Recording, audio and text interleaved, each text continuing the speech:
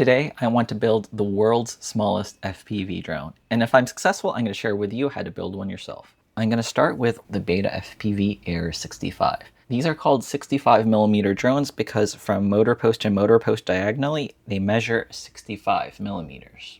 But using a little trick, we can make that even smaller. What we can do is we can squish everything together and we can overlap the props and turn that 65mm down even smaller. Now this idea isn't particularly new because a couple of years ago, these things got really popular. These are called bone drones because their frame is shaped like a bone. And you can see that the props are overlapping. And so what people did with these is they took a normal FPV drone like this and they realized that they can squish it this way to make it narrower to fit in tighter spaces. And instead of having the propellers in line with each other over here so they can't overlap, instead what they did was they stacked them on top of each other with this bone drone. So you can see there's one prop spinning here and one prop spinning there. So technically, if you look at it from above, they're overlapping, but that saves a lot of space, making this drone very narrow. And today, let's take it a step further and narrow it this way and have all four propellers overlapping. And so as the base, I'm going to be using the Air 65, which is already one of the smallest drones. So I've been doing some math, and these propellers are 31mm in diameter, and the motors, they're 9mm in diameter. If I were to overlap the propellers as far as they could, 31 minus 9mm, that would be 22mm. So we can shrink this 65mm drone, 65mm motor post to motor post. We could shrink this down all the way to 22mm, making it the smallest FPV drone. I think it's worth a shot, so let's try it out. Because this build is going to be extremely precise, I'm 3D modeling every single component in SolidWorks first. This way I can make sure everything fits together instead of wasting time on trial and error. I'm not great at modeling propellers, so for now I'm just using simple circles to represent them. By overlapping them like this, I can check how much clearance I have between each one. Next, I'm mocking up all four motors along with the flight controller. That's the squarish plate in the center. Now it's time to mock up a simple camera and put it roughly into place. And here's the basic layout of the drone. These are all the essential parts it needs to fly. The next step is designing a frame that holds everything in place. My plan is to sandwich the flight controller between two frame plates with the motors bolted to these plates. To keep the frame strong and easy to print, I'm avoiding overhangs and supports entirely. I want anyone with a basic budget 3D printer to be able to make this, and supports can really complicate things. For the offset motor, I'm designing a separate motor mounting plate that bolts onto the main frame later. This approach completely removes the needs for any supports during printing. Next up is figuring out the battery placement. Luckily, the offset motor layout, it leaves just enough room to squeeze the battery in diagonally. And before I forget, I also need to make sure the USB port on the flight controller is accessible. I'll be using that to configure the drone, so I'm adding a small rectangular cutout in the frame for the USB connector. And that wraps up this first prototype. It's time to print it. I'm using my Bamboo Mini for this, and I'm printing the frame in red PLA so that you can easily see it on camera. I've set the layer height to 0.12mm to capture as much of the fine detail as possible. So here's the completed 3D printed frame. Here's the upper plate with a battery slot over here, and we have places for two motors, one higher than the other to allow for overlapping. Here's the bottom plate down here with a little cutout for the USB port, and here's two motor mounting plates. This is how the motors are going to mount to the offset holes up there. And let's weigh this actually. I don't know if this scale can even weigh this frame. Yeah, this is going to be a very, very light frame. My scale can't even weigh it. All right, I guess, well, now it's time to tear apart this Air 65 and transplant all of its electronics into this tiny micro drone frame. All right, let's start by removing the canopy and the camera. I think the very first flight test of this I'm going to fly it line of sight without the camera, and then I'm going to mount the camera on afterwards. And there's going to be a lot of tiny screws, so here's a handy little screw organizer made out of aluminum. Let's use that to organize my screws. So here are my 4 flight controller mounting screws. Now this should let my camera and antenna pop out. I'll leave the antenna in place. This is the analog video antenna. All I'm going to do is I'm going to unplug the camera module, because that's on a removable plug, which is pretty handy. There we go. And just like that, the camera module is out. It's not required to fly, so for the time being, I'm going to remove it. Here's our bare flight controller. This red wire is the express LRS receiver antenna, and this whip antenna is for the analog video transmitter. Next up, let's take the motors out of the frame. All right, all the motors are unscrewed. Let's see if it's possible to remove the motors from this frame without taking the props off. Yeah, I'm gonna just take the props off. It's a lot easier to remove the frame once all the propellers are off. So I'm just gonna grab the motor bell like this, then I'm gonna twist back and forth ever so slightly while pulling out. Easy way to remove the props without bending them. And now we should be able to free this entire setup from the old frame. And there we go. Here's the old frame removed. Let's save these screws. So I'm gonna these screws over here. All right, so here's the very core of our drone, the flight controller with 4 motors. Now this arrow indicates which way is front, but our drone is gonna be a little bit different because I think I'm gonna angle it to the side. The square cutout is for the USB connector. So let's go ahead and align that first and see how things stack up. Well, that's pretty close to a perfect fit for that little USB connector. I think I will need a couple of rubber standoffs to space out this little gap in between the frame and the rubber standoffs that are already in the frame. So let me grab a couple of those. So here are just a bunch of little M2 rubber standoffs. So I can use these temporarily to get a better idea of how much space I need in between everything. Looks like the main thing that's limiting this is the battery cable. So right now they're a little bit too tall, so I'm gonna snip off the short end of it like that. And I'm just going to use this tiny short piece as my standoff. I'll set the other end aside if I need to use them later. But let's just use the short bits for now. Okay, we have the standoffs ready. Now I want to figure out where each motor is going to go. So before this is the front, but now I think this end with a connector is going to be the front. So I think one motor will go up and around like this, and the other motor will go around from here. Let's try and fit this one on as well. So it should look just like this. Wow, this is a really tiny frame.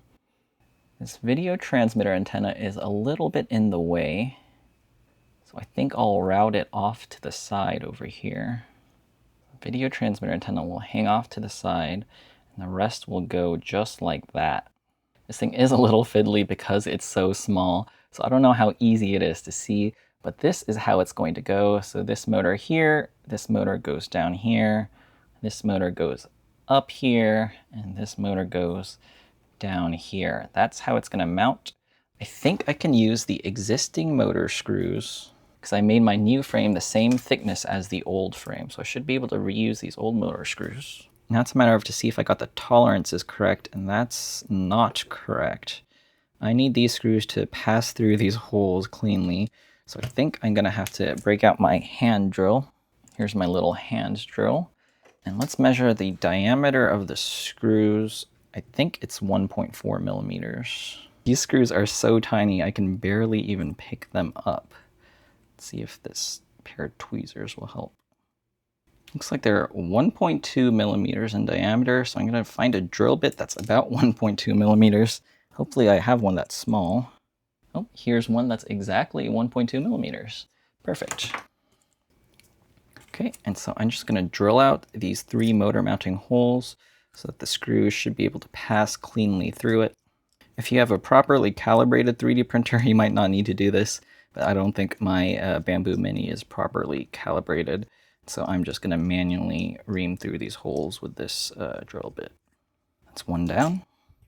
Let's do this bottom plate as well. Now let's do these motor mounting plates. Let's just drill through all 6 holes on each motor mounting plate.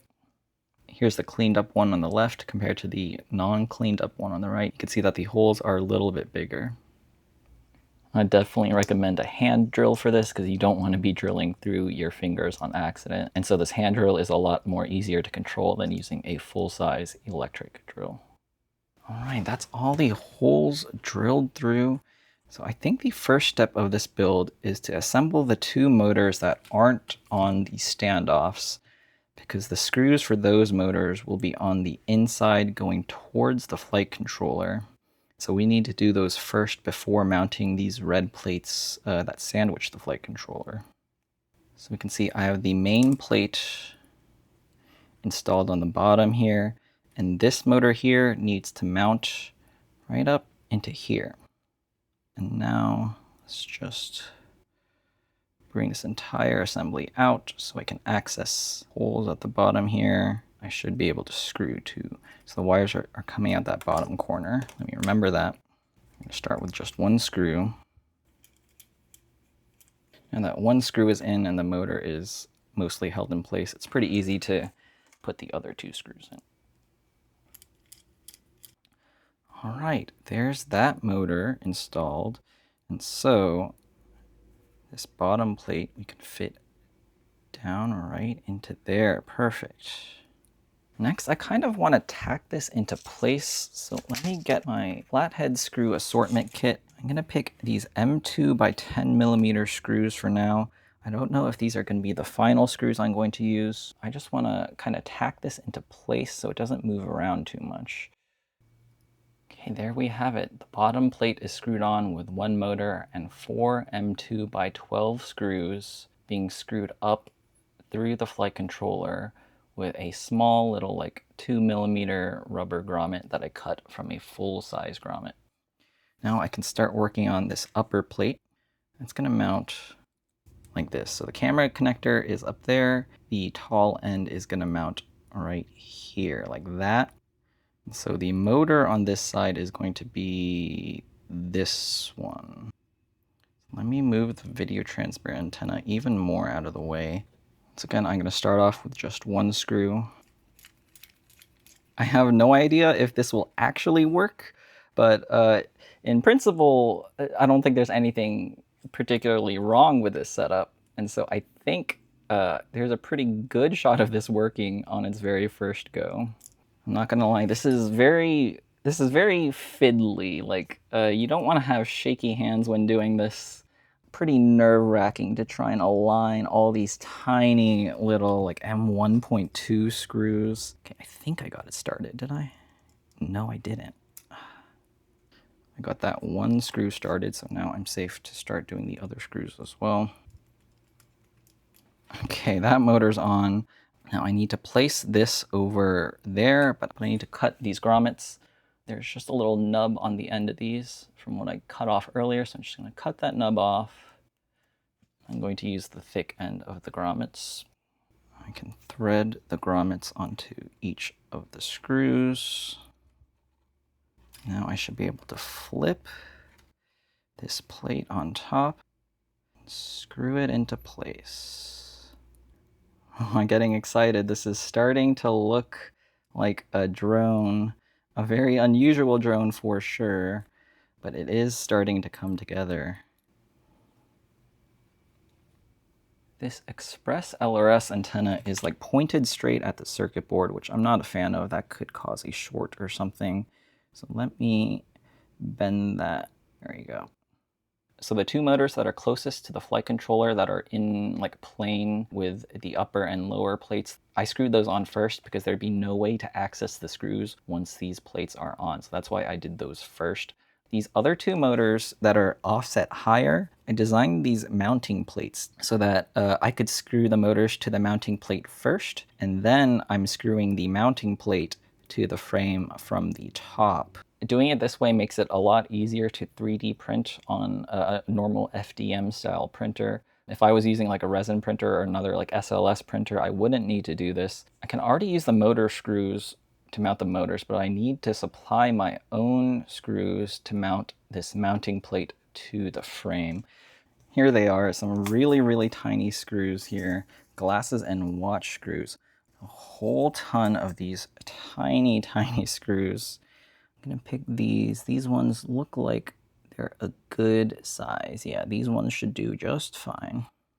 First, not going to get distracted. I'm going to do the same thing as before, and I'm going to screw the motor screws in first. So I'm using the stock motor screws that came with the Air 65, the ones I took off the frame. So I'm going to just screw one into place, and then I'm going to screw that into one side of the motor mount. Now that it has a hold, I can easily screw in the other two. So there's the motor on the mounting plate. Seems like I overlooked one little thing here. The motor wires are covering that mounting hole. So this might only be screwed on with just 2 screws. That's going to be something to fix in the version 2 of this frame. Now let's use my watch screw and screw that into place. All right, that's one end down. Let's grab another one of these screws. This looks crazy. This is like no other FPV drone I've built before. Hopefully this works. So that was that. Now it's time for this side. Let's plan out the wires here. Will this block the wires is my question. This side is only held on by 2 screws in the first place because the battery is going to slide along here. And that's actually going to interfere with the wire. So I'm going to have to redesign this motor mount plate and turn the screws so that it's actually aligned in with each other instead of offset. So not too big of a deal, just a minor little issue. So I'm going to go ahead and print out a new motor mount plate. All right, I'm back with some new 3D printed motor mounts. So this old one on the right, it had these holes offset. The new ones, the holes are all in line with each other, and that should help align the motor wires more correctly. And now this should align a lot better with these mounting holes up here.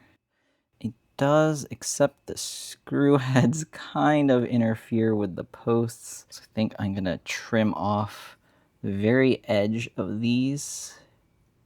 Not enough to structurally impact it too much, but just enough.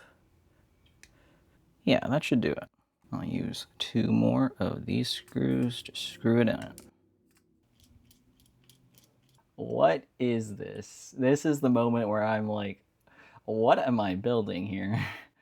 But technically speaking, this should be able to fly. You could see 2 motors up here, 2 motors over here, together stacked. It's technically a quadcopter drone. You have all 4 props in their respective corners. I really hope this flies. Now this thing isn't going to be a direct plug and play. We're going to have to change some things in the firmware because we changed the orientation of the board. You can see the arrow there is pointing towards what is the natural front of the drone. But the thing is, I've shifted all the motors like 45 degrees over, and so now the front of the drone is actually this way. And so I'm gonna have to go into Betaflight Configurator and turn the board orientation by 45 degrees to match it up. And so that's next on the to-do list. And that's also why when designing this frame, I made sure to leave this little cutout down here for the USB cable, because on these beta FPV drones, that's where you hook up the USB. And all I'm going to do is change the yaw degrees to 315, which is 45 degrees off of 360. All right, the Betaflight configuration is done. Now let's get the props on again. So this is going in the props out direction. This way is front up here. And so this prop is spinning counterclockwise. I need to find the other prop that's also spinning counterclockwise. And that'll go on the same exact side. And both of the ones on the bottom are spinning clockwise. And it's good to remember to put the props straight up. So don't flip it over and put the props on, because then they'll be fighting against each other. Keep it vertical how it would be, and then I'm going to slide the props on from that direction. So I know that all the propellers are facing upwards. All right, now let's press these props down. This is crazy. This is the completed base drone. The camera isn't on it. I can add that later. I'm going to fly it line of sight for now. This should be flyable in this current state. Look at the clearance between the intermeshed props. That is right up next to each other. There's not a lot of wiggle room there, so I'm not sure how much smaller you can make a drone. So there's the top, and here's the look at the bottom. Same thing on this side over here. Look at that absolutely tiny clearance between the prop and the motor. And so let's do the motor post to motor post test. Well, this should be a 22 millimeters. This thing is 22 millimeters motor post to motor post. That is 1/3 of the amount of the stock drone. The stock drone is 65 millimeters. This new smallest one is 22 millimeters motor post to motor post. All's left to do is to charge up a battery and give this a first initial test fly. All right, let's plug it in for the first time. Hopefully it doesn't explode. Now, taking off with this drone is going to be pretty interesting because I can't just set it on the ground because the propellers are directly on the ground. So I think I'm going to have to hand launch this, and I'm not 100% sure on how well that's going to go. And how do I do this?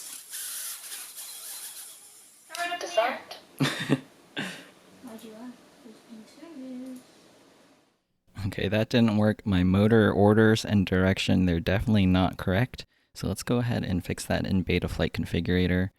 First, I'm going to plug in power to my drone. And then I'm going to plug in the USB cable.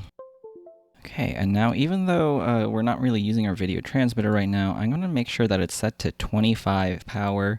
If it's set to 400, it can overheat because we're just sitting this on the bench.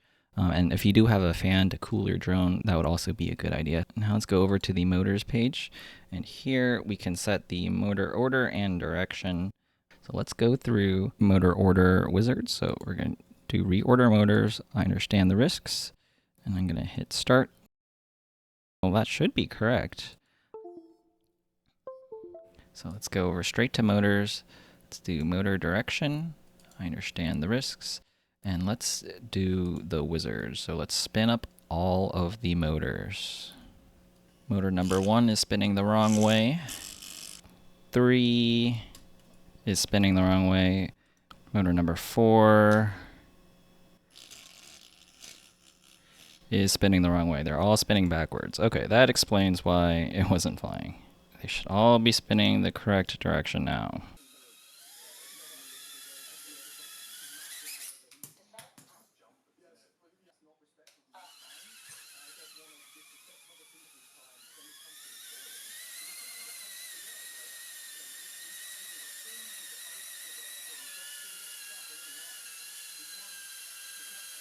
Oh, taking off with this drone is so difficult.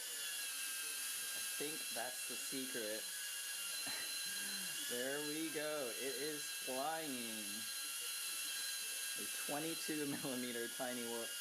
The battery is longer than the drone itself. And there we go. Fully controllable.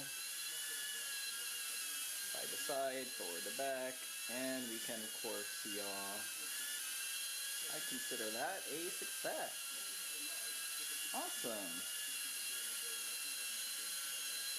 Let's try and land it. Nice. But it's not an FPV drone without a camera, so it's time to update the upper frame. First, I'm adjusting the tolerances on the battery holder so that it's a nice friction fit on the battery.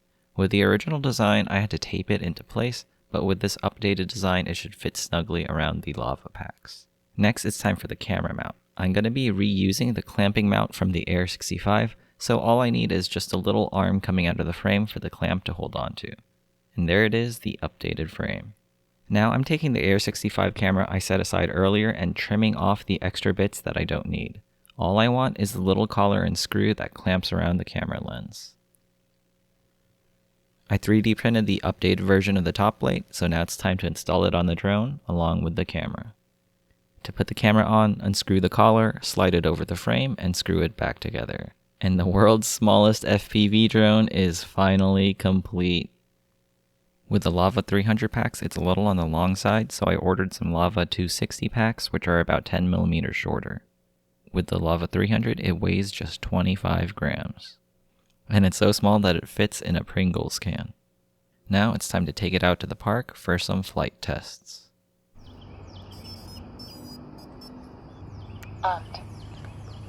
To take off, I gotta very carefully Very carefully raise the throttle without triggering the runaway. So I almost want to let it drop. And there we go. Whew. This thing flies just like an Air 65, really. This is definitely going to be less durable than the original Air 65 because there's no prop guards. So I'm going to do my best not to crash. It flies surprisingly well, better than I expected for taking a drone that flies great and then compressing it down to just a third of its size. Pitch and roll authority isn't affected too badly, but with yaw it feels a lot more uneasy. I am still using the stock Air 65 tune, so I'm sure there's some room for improvement with a little bit of PID tuning. What really surprised me was the flight time. It's not bad for a tiny whoop. The normal Air 65 gets maybe around 3 minutes of flight time with a Lava 300 pack, and I was expecting the flight time of this drone to be cut drastically just from how much of the prop area is obstructed by the flight controller. But in practice, it only loses around 30 seconds of flight time. So I'm still getting 2 to 3 minutes of flight, which isn't a lot in general, but for these tiny drones, it is the norm.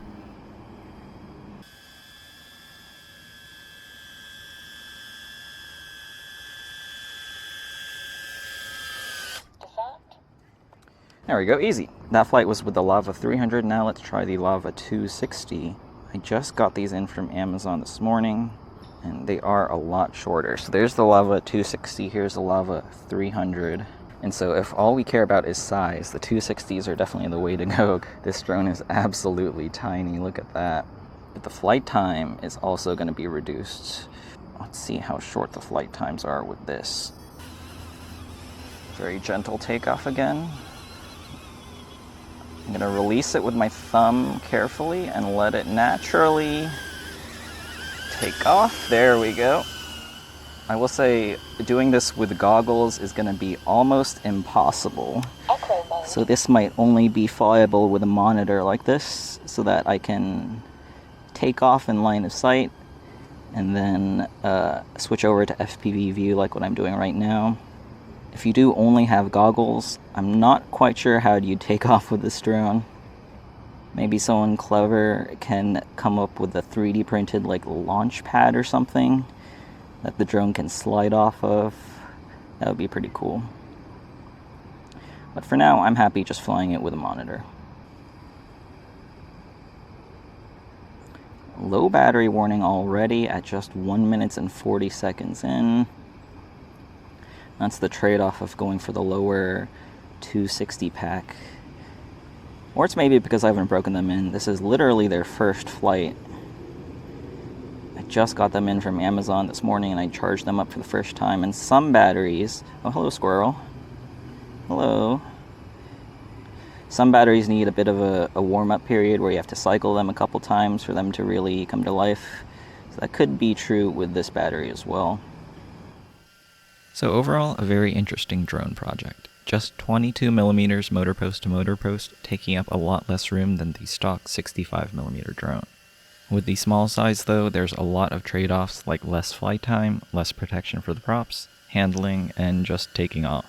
Practically speaking, this drone just isn't very practical, which is probably why no manufacturer is actually making these. There's just not many people that need a drone smaller than the Air 65. But it was still a fun experiment, and I really enjoyed the process of getting something this crazy and small to fly in the air.